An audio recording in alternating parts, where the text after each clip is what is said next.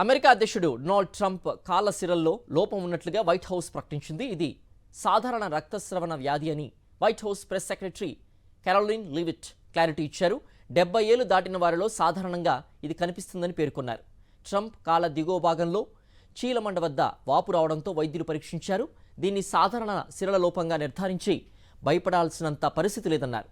ఇతర వైద్య పరీక్షల అనంతరం ట్రంప్కు గుండె వైఫల్యం కానీ కిడ్నీ వైఫల్యం కానీ లేవని డాక్టర్లు క్లారిటీ ఇస్తున్నట్లుగా తెలిపారు. అయితే తన ఆరోగ్యం పట్ల పారదర్శకత ఉండాలనే ఈ విషయం మీడియా ముందు వెల్లడిస్తున్నట్లుగా ట్రంప్ తెలిపారు. అమెరికా అధ్యక్షుడు డొనాల్డ్ ట్రంప్ కాళ్ల సిరల్లో లోపం ఉన్నట్లుగా వైట్ హౌస్ ప్రకటించింది. ఇది సాధారణ రక్తస్రవణ వ్యాధి అని white house press secretary Caroline Leavitt clarity ఇచ్చారు. 70 ఏళ్లు దాటిన వారిలో సాధారణంగా ఇది కనిపిస్తుందని పేర్కొన్నారు. ట్రంప్ కాళ్ల దిగువ భాగంలో చీలమండ వద్ద వాపు రావడంతో వైద్యులు పరీక్షించారు. దీన్ని సాధారణ సిరల లోపంగా నిర్ధారించి భయపడాల్సినంత పరిస్థితి లేదన్నారు. ఇతర వైద్య పరీక్షల అనంతరం ట్రంప్కు గుండె వైఫల్యం కానీ కిడ్నీ వైఫల్యం కానీ లేవని డాక్టర్లు క్లారిటీ ఇస్తున్నట్లుగా తెలిపారు. అయితే తన ఆరోగ్యం పట్ల పారదర్శకత ఉండాలనే ఈ విషయం మీడియా ముందు వెల్లడిస్తున్నట్లుగా ట్రంప్ తెలిపారు.